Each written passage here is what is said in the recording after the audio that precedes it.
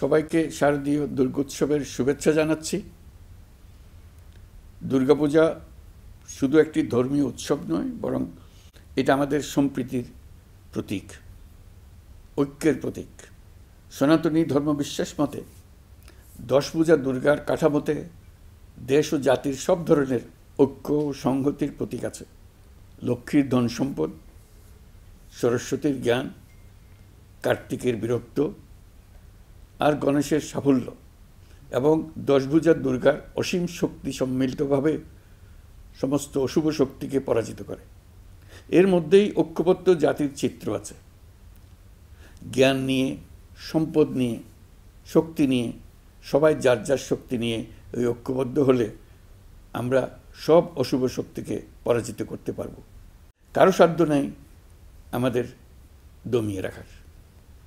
নিজেরা বিভক্ত হয়ে গেলে, ঐক্যবদ্ধ হতে না পারলে আমরা জাতি হিসেবে উন্নতি করতে পারবো না, এমন রাষ্ট্র গঠন করতে পারবো না যেটা নিয়ে আমরা সবাই দুনিয়ার সামনে গর্ব করতে পারি। দুর্গাপুজো উপলক্ষে গত বছরের মতো এবছরেও সরকারি ছুটি 2 দিন রাখা হয়েছে। সঙ্গে 2 দিন সাপ্তাহিক ছুটি যোগ হওয়ায় আমি আশা করছি সনাতন ধর্মাবলম্বীরা পরিবার পরিজন, বন্ধুবান্ধব সহ এই উৎসব আনন্দঘন পরিবেশে পালন করতে পারবেন। দুর্গাপূজা ঘিরে কোনো ধরনের দুর্ঘটনা যাতে না হয়, নাশকতার মাধ্যমে কেউ যাতে কোনো আতঙ্ক সৃষ্টি বা উৎসবের বিঘ্ন ঘটাতে না পারে, সেই জন্য সরকার, রাজনৈতিক দলসহ সমাজের সর্বস্তরের মানুষ বিশেষভাবে তৎপর রয়েছে। সবাই মিলে চেষ্টা করছে যেন একটা নিখুঁত দুর্গাপূজা অনুষ্ঠিত হয়। প্রশাসনের সকল পর্যায়ের কর্মকর্তা, পুলিশ, সেনাবাহিনী, র্যাব, বিজিবি, আনসার, সকল আইনশৃঙ্খলা বাহিনীর প্রত্যেক সদস্যকে আমি এ বিষয়ে প্রয়োজনীয় নির্দেশনা দিয়েছি ইতিমধ্যে। উৎসবের দিনও যারা এই কঠিন কাজে নিয়োজিত রয়েছেন, দিনরাত অক্লান্ত পরিশ্রম করছেন, আমি জাতির পক্ষ থেকে তাদের প্রতি কৃতজ্ঞতা জানাচ্ছি।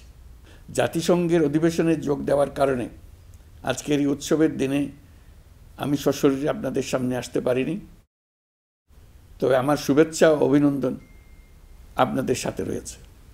জুলাই গণ অভ্যুত্থানের মধ্য দিয়ে আমরা বৈষম্য ও দুর্নীতিমুক্ত একটি সমৃদ্ধ দেশ গড়ার যে অগ্রযাত্রা শুরু করেছি, তার সফল বাস্তবায়ন করতে হলে ধর্ম, বর্ণ, ভেদাভেদ ভুলে সকলকে একযোগে কাজ করতে হবে।